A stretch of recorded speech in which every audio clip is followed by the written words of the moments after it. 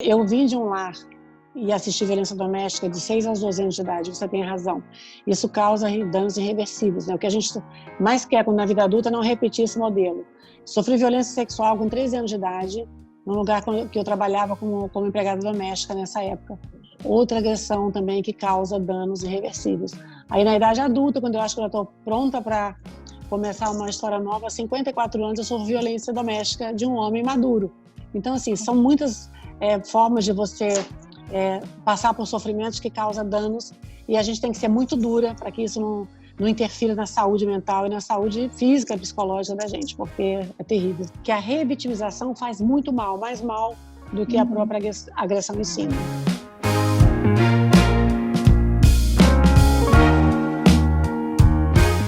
Olá, eu sou Luísa Souto, repórter de Universo, a plataforma feminina do UOL. Hoje recebendo nomes de referência quando a gente fala em combate à violência contra a mulher. A gente tem aqui a atriz Luísa Brunet, que em 2016 foi vítima de violência doméstica, cometida pelo ex-companheiro dela nos Estados Unidos, e desde então ela vem falando frequentemente sobre isso, dando voz a muitas vítimas que ainda têm vergonha, têm medo de denunciar. Eu tenho ainda a defensora pública Flávia Brasil Barbosa do Nascimento, ela que é a coordenadora de defesa dos direitos da mulher da Defensoria Pública do Rio de Janeiro, a promotora criminal Celeste dos Santos, ela é uma das idealizadoras do projeto AVARC, de acolhimento de vítimas e análise e resolução de conflitos aqui do Ministério Público de São Paulo, e a delegada Jamila Jorge, coordenadora das delegacias da Defesa da Mulher aqui de São Paulo. O governo federal ele anunciou recentemente aí um aumento de 40% de denúncias só no 80, que é o número disponível para a denúncia de violência de gênero, por causa da pandemia. Então, o mundo, na verdade, não só o Brasil, mas está de olho nisso, na violência contra a mulher, principalmente em época de pandemia. Eu queria que vocês dessem a visão de vocês assim, do porquê que aumentou, né, esse número, e o que a gente pode fazer em relação a isso nesse momento. A violência sempre existiu, ela só apareceu mais por conta justamente da mulher conviver com o seu agressor, né, com o seu companheiro, dentro de uma estrutura que a gente é obrigada a ficar por conta justamente do confinamento. Né? Eu acho que não só a mulher sofreu várias agressões, como as crianças também, né, os adolescentes. Sim. Recentemente eu ajudei até uma amiga minha, a Isis de Oliveira, que estava sofrendo violência doméstica, eu acabei ligando para o número 180, mas liguei também para o 190 e prontamente eles foram ajudá-la. E eu acho que é nosso papel realmente como cidadã e como ativista que nós somos, mulheres, né? Tá observando mulher em sofrimento e a gente tem que se pronunciar. Doutora Jamila, a senhora tem percebido nas delegacias, realmente teve esse aumento, não foi só no 80? Então, Luiz, é o contrário. Na verdade, o que a gente tem de percepção é que o número de registros, e até verificando as estatísticas da Secretaria da Segurança Pública, é que os registros diminuíram. Cerca de 33% a 35% no número de pessoas, né, que procuram as delegacias e que registram os fatos. Para a gente, essa percepção do aumento não está vindo no boletim de ocorrência, no registro oficial, que é o BO, que é a nossa ferramenta principal de atuação. Por isso que foi criada, inclusive, a delegacia online, né? A gente imagina que sim, que já que a gente tem que olhar o Brasil, mas nós também olhamos tudo que já aconteceu, né? O isolamento social aqui em São Paulo e aqui no Brasil, ele começou um pouquinho mais tarde de outros lugares do mundo. E nesses outros lugares também houve relato de aumento de denúncia, aumento de violência. Então, quando o isolamento social chegou e quando a gente percebeu que o Estado de São Paulo precisava tomar uma atitude, a Polícia Civil precisava tomar uma atitude, a gente criou a delegacia online. Ela já existia, mas nós criamos para que ela permitisse que a mulher que esteja na sua casa, que esteja de posse de seu smartphone, ou um tablet, ou um computador, ela consiga registrar os fatos sem precisar sair de casa, inclusive pedindo medida protetiva. Então, foi uma forma que a Polícia Civil enxergou como ajuda a essas mulheres, já que existe essa informação, existe esse fato que as denúncias aumentaram. Quando a gente fala de denúncia, a gente fala, como foi dito pela outra Luísa, 190 e 180. Registro, que seria o boletim de ocorrência, diminuiu. Nós estamos justamente capacitando as nossas vítimas de violência de gênero para poderem preencher o boletim de ocorrência online. No projeto AVARC, nós criamos um modelo mais simplificado, em que a pessoa, inclusive, já escolhe o tipo de ajuda que ela quer. Se ela quer um apoio jurídico, um apoio emocional, ou ela quer fazer uma denúncia. Muitas mulheres estão procurando primeiro um apoio emocional, psicológico, para se fortalecerem primeiro, por conta da excessiva discriminação que existe na nossa sociedade da mulher que é vítima de violência doméstica, violência familiar, e nós estamos capacitando essas pessoas a preencherem o boletim de ocorrência. Como encorajar, então, essa mulher a denunciar, já que ela é ainda revitimizada, né? Muitas mulheres optam por não registrar a ocorrência e por isso a gente tem um número alto de subnotificações, né? Por diversos fatores elas fazem essas escolhas. Aqui no Rio de Janeiro muito se deve a determinadas situações territoriais de áreas conflagradas, mulheres que não acreditam que a solução venha através da segurança pública, do sistema de justiça criminal. E quando a gente fala da Lei Maria da Penha, a gente tem que aplicar e interpretar a Lei Maria da Penha na sua integralidade, né? A Lei Maria da Penha não obriga a mulher a ir à delegacia de polícia para ter acesso à sua proteção, às medidas protetivas de urgência. Então, essa mulher pode buscar orientação no centro de referência, na própria Defensoria Pública. Nós podemos fazer requerimentos de medidas protetivas de urgência, independente do registro de ocorrência. Então, a primeira coisa que nós temos que fazer é ouvir essa mulher e entender qual é a vontade dela, né? Sempre respeitando a autonomia de vontade da mulher. Ô, Luísa, você quis denunciar logo de primeira, você ficou com medo por ser uma mulher conhecida, famosa, ser julgada? Então, eu, na verdade, sofri violência doméstica nos Estados Unidos, eu voltei para o Brasil, 5 dias depois eu fui na MP em São Paulo, fiz a minha denúncia com o homem, Carlos Gaia, promotor de justiça. Não conheci o processo, porque eu nunca tinha passado por isso, apesar de já trabalhar com violência doméstica por conta de ser embaixadora do Instituto Avon. Mas uma coisa é você passar, outra coisa é você ouvir histórias, né? Sim. Realmente você fica preocupada, né, com essa questão do julgamento, né, principalmente no meu caso, que teve uma visibilidade enorme e eu fui extremamente revitimizada, tanto pelo agressor quanto para algumas mulheres, na minha opinião, são amigas, né, da pessoa, e foi bem desagradável, né, para mim, porque elas diziam palavras de baixo calão, tipo, me chamava de golpista, de que eu tinha contratado determinadas pessoas para me bater, para me poder pedir dinheiro porque ele tem situação financeira boa, e que era mentira minha, que ninguém viaja de Nova York para o Rio de Janeiro com 4 costelas quebradas e a cara quebrada, porque isso é impossível, mas eu não sabia que tinha costela quebrada, só descobri quando eu fiz uma tomografia. Então, assim, foi um processo terrível. Eu não consigo entender como é que mulheres julgam outras mulheres, colocando à prova uma situação que ela viveu e que a outra não vivenciou para dar essa opinião com tanta responsabilidade, com tanta irresponsabilidade. E é isso que as mulheres passam. Então, se você tiver medo, você não vai adiante. Ô, doutora Flávia, dizem que a violência, a maioria das vítimas é negra, é pobre, talvez porque a gente veja realmente mais mulheres negras e pobres denunciando, mas eu tenho a impressão de que a violência ela é democrática no sentido de atingir a todas nós. Assim. Infelizmente. Qualquer uma de nós aqui, até nós que temos um conhecimento específico com a temática, estamos sujeitas a essa forma de violência. Eu só não gosto muito de falar que a violência é democrática, né? Porque democracia pressupõe liberdade. E a mulher que está numa situação de violência, ela não tem liberdade. A gente percebe aqui no Rio de Janeiro, assim, analisando dados do dossiê Mulher, né, que é um documento produzido pelo Instituto de Segurança Pública com base nos registros de ocorrência da Polícia Civil. Aqui a gente chama de registro de ocorrência, em São Paulo, boletim de ocorrência, né? A gente percebe que as violências mais leves, né, menos graves, leve nunca é, também vou me corrigir aqui, menos graves, como a ameaça, a violência moral, elas são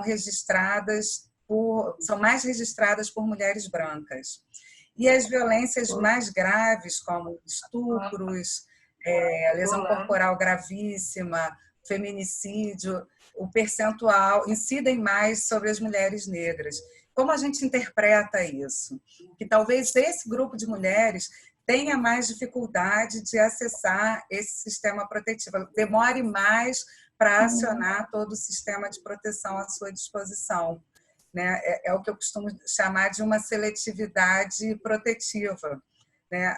Provavelmente, a mulher mais escolarizada, mais informada, ela vai acessar a sua proteção mais rapidamente do que aquelas mulheres que têm dificuldade de acessar os serviços básicos, né?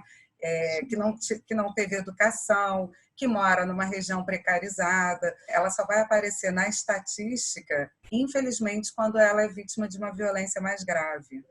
Caramba, isso acontece em São Paulo também, ou doutora Celeste e a doutora Jamila, vocês têm essa percepção também? Também, é por isso até que eu criei o projeto AVARC, junto com outros promotores, que nós temos que trabalhar ao mesmo tempo o ciclo da vitimização com o eixo do ciclo do agressor. Não adianta nós trabalharmos só o eixo do agressor se o eixo da vítima não for trabalhado. E para trabalhar o eixo da vítima, nós precisamos fazer estratégias preventivas à vitimização primária, ou seja, que é educar a sociedade e o Estado quanto a mulher ser vítima de violência. Então, não adianta culpar a vítima. Doutora Jamila, eu não sei se a senhora acompanha, não sei se vocês todas acompanharam nos últimos dias, no Twitter surgiu um movimento chamado Exposed, né, com mulheres denunciando casos de agressões, violência, de abuso.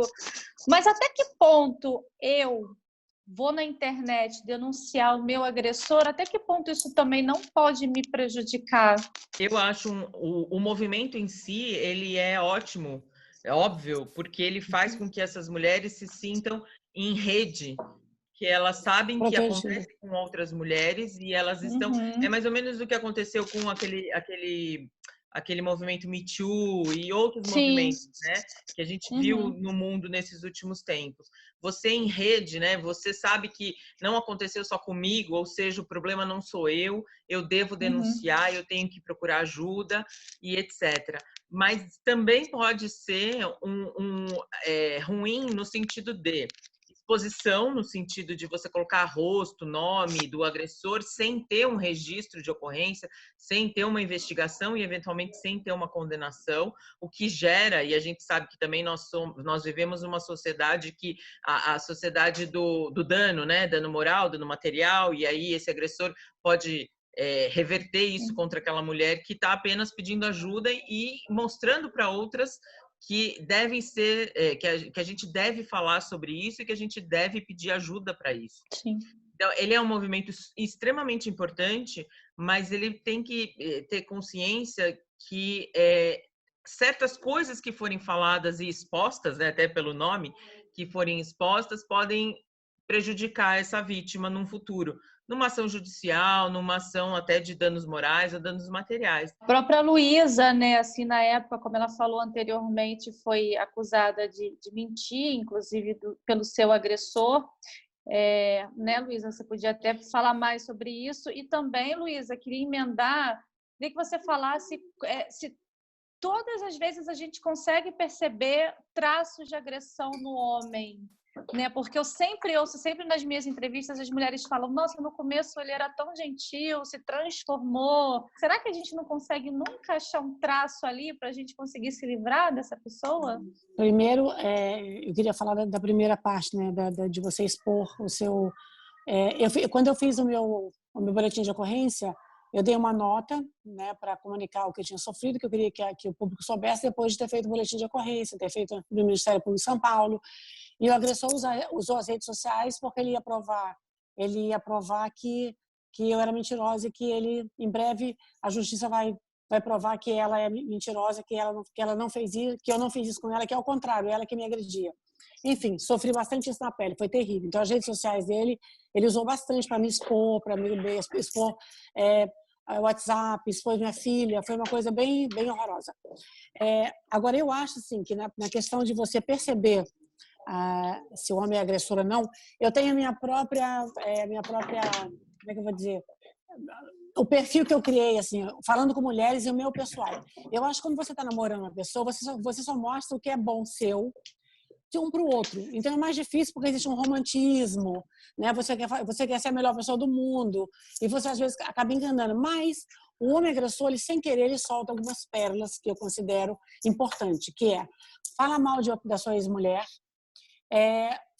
tratar ela com apelidos chulos, por exemplo, falar mal do comportamento de determinadas mulheres que ele conheceu, de amigas dele, ou de amigas que ele viu por aí, ou de amigas minhas. E para mim isso já é um indício de que o cara vai ser um agressor. E eu acho que não tem erro, porque o homem que ele gosta de tratar com respeito, ele não vai tratar a mulher dele com sobrenome chulo, ou falando mal dela, ou expondo ela para sua nova namorada, porque ele vai repetir a mesma coisa se ele terminar com você com outra. Então eu acho que você tem que ficar muito esperta para esse detalhe, que é um detalhe que eu observei tanto no meu relacionamento quanto no relacionamento de outras mulheres que eu conheci nas minhas falas, nas minhas palestras, né, ouvindo mulheres falando no Brasil e no exterior. Eu viajei bastante, eu para a Ásia, para os Estados Unidos, para a Europa também, e eu achava que o agressor no Brasil era pior. Eu tinha essa sensação, né? E eu descobri que o agressor é igual no mundo inteiro, né? Não tem, o comportamento é exatamente igual. Repete. Então, os discursos das mulheres também são repetitivos, né? É óbvio que nenhum homem vai começar um namoro dando um tapa na cara da mulher, ou puxando o cabelo, ou xingando. Mas quando ele começa a minar no sentido, você quer estudar mesmo? Fica aqui comigo. Você não precisa trabalhar, eu te mantenho. Não, olha, eu ganho bem, eu consigo prover a residência, a casa, você não precisa trabalhar. Então, isso são também pequenos sinais, na verdade, grandes sinais, né? Dessa atitude desse homem controlador, justamente para deixar essa mulher financeiramente presa a ele, para ela não ter essa força para buscar ajuda, porque ela sabe que se ela busca ajuda, ela vai perder o alimento para os filhos dela, mais do que para ela e para os filhos, para a família dela. Então, esse é mais um dos grandes sinais de que esse homem, se não violento fisicamente agora, mais para frente ele vai prender essa mulher de alguma forma junto a essa relação, mesmo que tóxica. Agora, doutora Flávia, sobre ainda medo de denunciar, eu ouço muitas mulheres, muitas das minhas entrevistadas, inclusive assim, as dúvidas que eu estou trazendo para as senhoras é justamente das nossas leitoras. E elas falam, não denuncio porque ele vai pegar a guarda do meu filho, ou não denuncio porque ele vai voltar a ver meu filho. Ou seja, elas acham que o agressor pode também ser afastado do filho, mas queria até que vocês explicassem isso. Não é bem assim, né? Porque ele agride a mulher, ele é afastado do filho, não é isso? Não necessariamente, né? A Lei Maria da Penha contempla todas as hipóteses. O rol de medidas protetivas de urgência, né? Aquelas medidas que estão escritas ali na lei, não são aplicáveis unicamente o que está escrito ali. Né? É o que a gente chama de um rol amplo. Dentre aqueles que estão escritos, a gente tem a questão da guarda da criança, os alimentos provisórios, né? A lei tem que ser aplicada na sua integralidade. Então, num primeiro momento, para salvaguardar, para garantir a integridade física e psicológica da mulher, a gente pode requerer uma suspensão de visitação, né? Isso vai durar um período. Claro que, se a criança estiver correndo risco de vida, sofrendo algum abalo psicológico, o que na maioria das vezes está, porque qualquer criança que presencia uma situação de violência, aquela violência vai produzir uma consequência na vida dessa criança, né? Então, todo operador do sistema de justiça, quando for lidar com aquela situação, tem que levar em consideração que a criança também foi vítima de uma violência, ainda que não diretamente, mas indiretamente. Então, nós temos ferramentas para demandar algumas questões que dizem respeito à guarda dos filhos, a alimentos provisórios, ainda que essa mulher depois tenha que ajuizar uma ação na vara de família. Mas, num primeiro momento, a gente pode tratar dessa situação de vulnerabilidade dela, que ela não basta só a medida protetiva de distanciamento, de proibição de contato, se ele comparece à casa para ficar vendo o filho. Eu vim de um lar e assisti violência doméstica de 6 aos 12 anos de idade, você tem razão. Isso causa danos irreversíveis, né? O que a gente mais quer na vida adulta é não repetir esse modelo. Sofri violência sexual com 13 anos de idade, num lugar que eu trabalhava como empregada doméstica nessa época. Outra agressão também que causa danos irreversíveis. Aí na idade adulta, quando eu acho que eu estou pronta para começar uma história nova, aos 54 anos eu sofro violência doméstica de um homem maduro. Então, assim, são muitas formas de você passar por sofrimentos que causam danos, e a gente tem que ser muito dura para que isso não interfira na saúde mental e na saúde física e psicológica da gente, porque é terrível. Se eu sei que a minha vizinha está com medo de denunciar, mas eu tenho provas, filmei, inclusive, que ela apanhou, eu posso super ir na delegacia, falar, olha aqui, tá prova, minha vizinha está apanhando. Eu posso fazer isso, a polícia vai lá investigar sem ela denunciar? Você tem uma série de atitudes que você pode fazer. Você, vizinha, que saiba disso, que tenha vídeo, alguma coisa. Você pode acionar o Ligue 180 do governo federal, do Ministério da Mulher, Família e Direitos Humanos. Uhum. Você pode usar o Disque Denúncia aqui do Estado de São Paulo, que é 181. Você pode procurar a Defensoria Pública, o Ministério Público, e você pode ir até a polícia para denunciar essa atitude. Então, tem uma série de canais que essa mulher pode, que essa vizinha, que essa amiga, que essa mãe, né? Não só a vizinha, mas N pessoas que estão ao entorno podem tomar atitudes que essas pessoas podem tomar para buscar ajuda. Uma delas é a delegacia, mas ela pode, eventualmente, inclusive, se ela quiser se manter anônima, ela pode usar o Disque Denúncia, ela pode usar o Ligue 180, ela pode usar até a Polícia Militar se o fato estiver acontecendo ali na hora. Uhum. A Luísa falou ainda há pouco de uma violência sexual que ela sofreu com 13 anos. Tem muita gente que tem dúvidas sobre o tempo de denúncia quando a gente sofre alguma violência ainda na infância. Tem um período aí, acho que de 20 anos. Não corre o prazo de prescrição enquanto a vítima não completa 18 anos. E essa medida é super acertada, porque pesquisadores da Espanha constataram que apenas 2% dos casos de violência sexual são levados ao conhecimento das autoridades enquanto a vítima é menor. Então, ela só se fortalece, ela só adquire a capacidade de enfrentamento, de enfrentar o agressor, porque ele levar a denúncia, ela vai estar fazendo o quê? Enfrentando aquele agressor, dizendo que o que foi feito foi errado e que ela está reagindo. Normalmente o agressor é alguém conhecido, né? Do ciclo da mulher, da criança, da vítima. E ela mesma não entende que aquilo muitas vezes é algo ruim. Porque se é o pai, se é o padrasto, se é o tio, se é alguém que está no entorno que diz que ama e faz algo nesse sentido, há essa dúvida, inclusive, para a vítima, que é uma criança, de o que está acontecendo? Eu que estou errado ou é a pessoa que está errada? A Joana Maranhão, né, a campeã olímpica, que batalhou e ajudou e conseguiu esse grande esforço no sentido de que, sim, mulheres com mais de 18 anos estão, sim, agora capacitadas e muitas vezes livres dos seus agressores para tomar uma atitude. Luísa, chegou a denunciar, Luísa?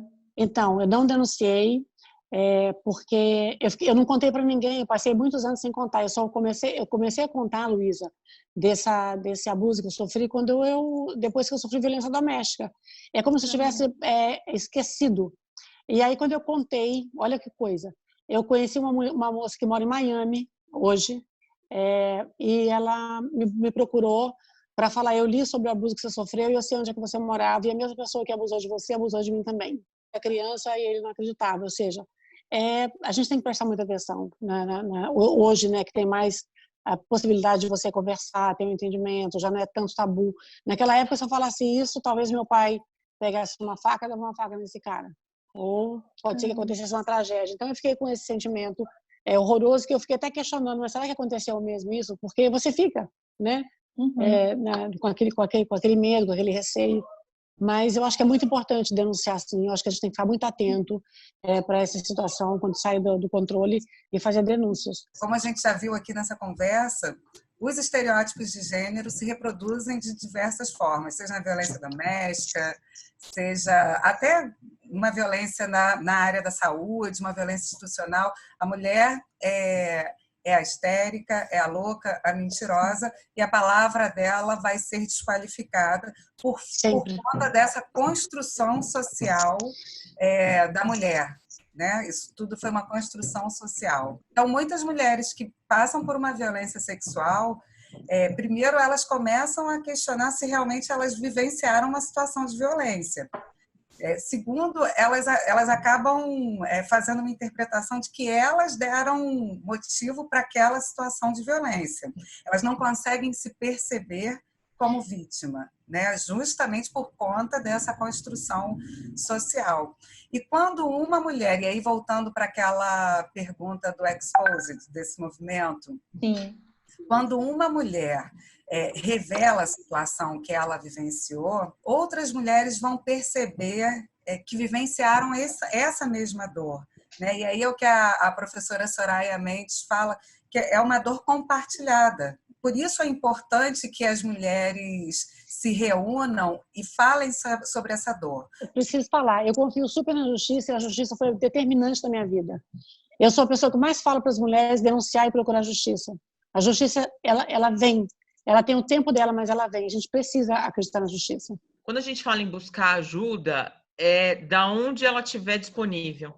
A ajuda não precisa vir necessariamente da polícia, do Ministério Público, da Defensoria, do Judiciário. Essa ajuda, ela pode estar numa amiga, ela pode estar numa assistência social que ela tenha contato, numa escola, numa faculdade. Então, busque ajuda. Nós, acho que quem estiver assistindo está vendo que somos 5 mulheres que buscam diuturnamente ajudar essas mulheres, com a justiça, com a polícia, com o Ministério Público, com o que for. Nós temos exemplos 1000 para contar aqui, tanto de mulheres vítimas, quanto de mulheres que conseguiram superar esse ciclo e conseguiram dar a volta por cima. Acho que é fundamental que toda mulher compreenda e saiba que ela nunca é culpada pela violência que ela foi vítima. Então, se informe, se oriente para você ser a protagonista da saída da situação de violência que você pode estar vivenciando.